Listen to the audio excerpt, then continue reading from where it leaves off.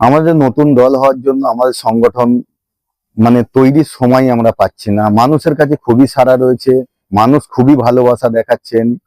প্রতি মানুষের কাছে একটাই উদ্দেশ্য, আমাদের এখানে কখন আসবেন, এতদিন আসেননি কেন। মানুষের মধ্যে একটা খুব আগ্রহ রয়েছে, তারা বারবার একই কথা বলছে, আমরা আপনার সঙ্গে আছি, আপনার সঙ্গে থাকবো, আমরা এই সরকারকে বদলে দেবো, আমাদের নতুন কিছু দরকার। এই সরকারের প্রতি আমাদের আর কোনো ভরসা নেই, বিশ্বাস নেই, কারণ এই সরকার থেকে আমরা কোনোদিন এখনো পর্যন্ত কোনো ন্যায় পাইনি। আমাদের ন্যায়ের সরকারের দরকার আছে, যে ন্যায় করবে।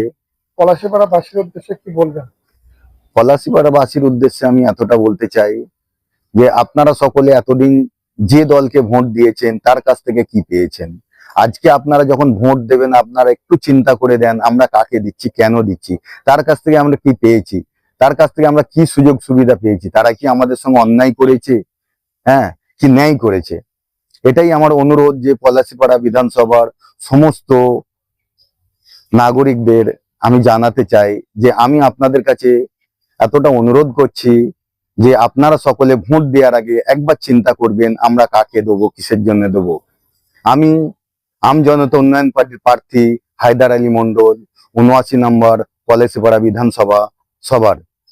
আমি চাই যে আপনারা সকলে আমায় ভোট দিয়ে জয়যুক্ত করুন, যাতে করে ইনশাল্লাহ আমি আপনাদের পাশে থেকে আপনাদের যত রকমের প্রবলেম আছে, অসুবিধা আছে, যাতে আপনাদের সঙ্গে থাকতে পারি বা এগুলো নিয়ে আমি বিচার করতে পারি বা ন্যায় বিচারের চিন্তা ভাবনা করি। মানুষের কাছে কি ইস্যু নিয়ে যাচ্ছেন? আমরা মানুষের কাছে, আমাদের মুখ্য ইস্যু হলো মানুষ কোনোভাবে ন্যায় পায়নি।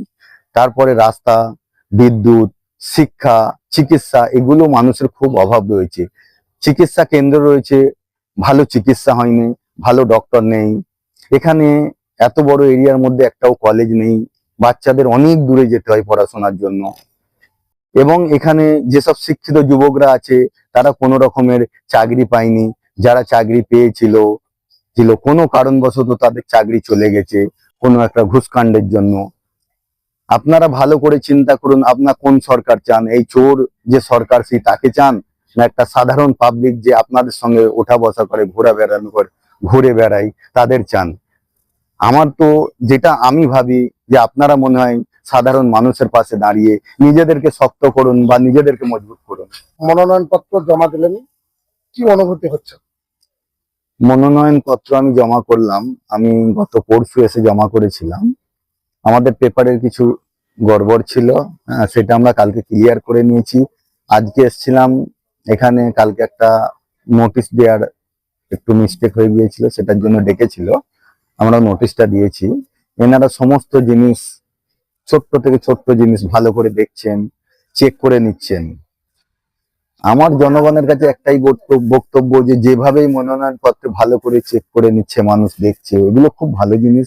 এগুলো যদি সমাজে এইভাবে যদি তীক্ষ্ণভাবে, সুন্দরভাবে যদি মানুষের যে কি অভাব অভিযোগ আছে সেগুলো যদি দেখতেন আরো বেশি ভালো হতো, যাতে করে মানুষের মধ্যে থেকে যে মানুষ কোনো রকমের ন্যায় পায় না, মানুষ কোথাও গেলে সেখান থেকে অবহেলিত হয়, মানুষ কোনো সাহায্য পায় না, হ্যাঁ, যারা ভোট দিয়ে মানুষকে পদে নিয়ে যাচ্ছে তাদেরই কোনো শোনাই হয়নি, তাদের উপরই এক ধরনের অত্যাচার হয়।